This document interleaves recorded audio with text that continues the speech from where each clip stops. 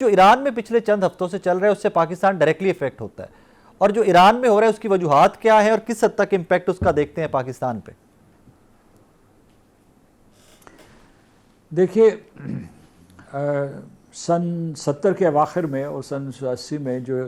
واقعات رونما ہوئے تھے، اس کے بعد امریکہ ہمیشہ سے منصوبہ بندی کرتا رہا ہے کہ کسی طریقے سے جو کھوئی ہوئی جگہ تھی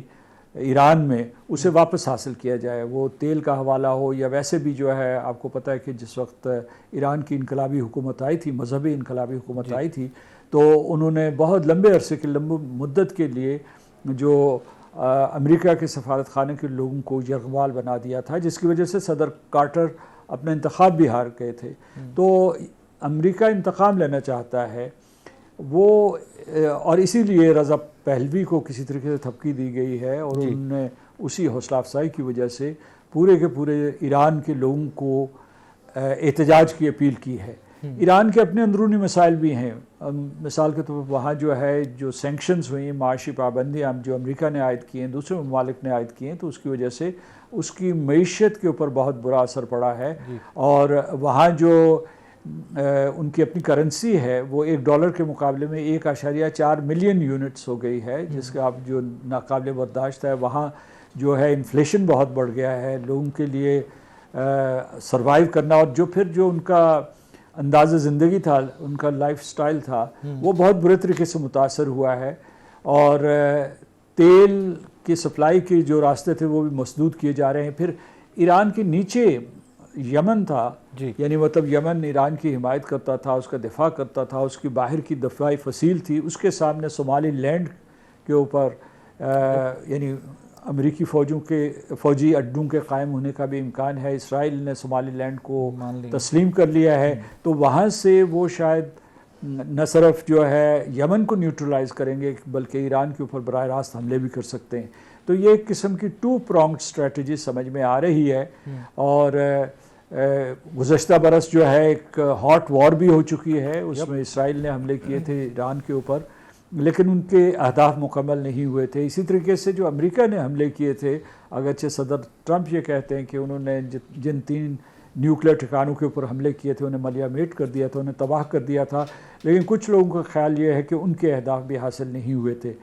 تو اور دوسرا یہ ہے کہ گریٹر اسرائیل کا پلان ہے، جس کے تحت ایران ان کو کانٹے کی طرح کھٹکتا ہے، کیونکہ ایک بڑی ریاست ہے اور وہ اس کے یا تو حصے بکھرے کرنا چاہتے ہیں، یا وہاں اسرائیل دوست اور امریکہ نواز ایک حکومت جو ہے بنانا چاہتے ہیں، جیسے کہ رضا شاہ پہلوی کے زمانے میں تھی۔ سر، اس کا امپیکٹ پاکستان پہ سارے ان کیس اگر جس طرح کے حالات و واقعات چل رہے ہیں یہ پرولونگ ہو جاتے ہیں تو ریجیم چینج پاسبل ہے کارڈز پہ، اس سارے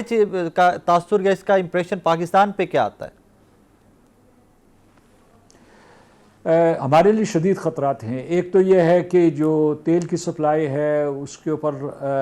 اس قسم کی جو ہے جنگ اثر انداز ہوگی۔ دوسرا یہ کہ وہاں سے تارکین وطن آئیں گے، مہاجرین آئیں گے بہت بڑی تعداد میں۔ پھر یہ ہے کہ اگر واقعی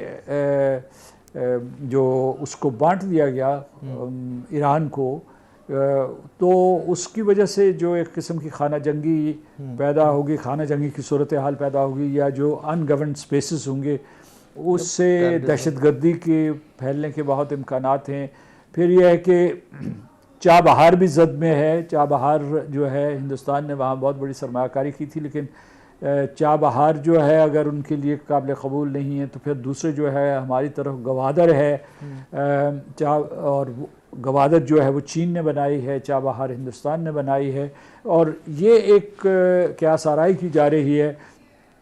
کہ ایران کو ایک اکائی کے طور پر امریکہ یا اس کے حواری نہیں دیکھنا چاہتے۔ وہ چاہتے ہیں کہ وہاں بلوچستان، کردستان اور جو خوزستان ہے، خوزستان میں عرب رہتے ہیں، اور جو پرشیا ہے، ان کے حصے بکھرے کر دیے جائیں۔ اگر اس قسم کا کوئی خوفناک سیناریو ہے تو آپ سمجھیے کہ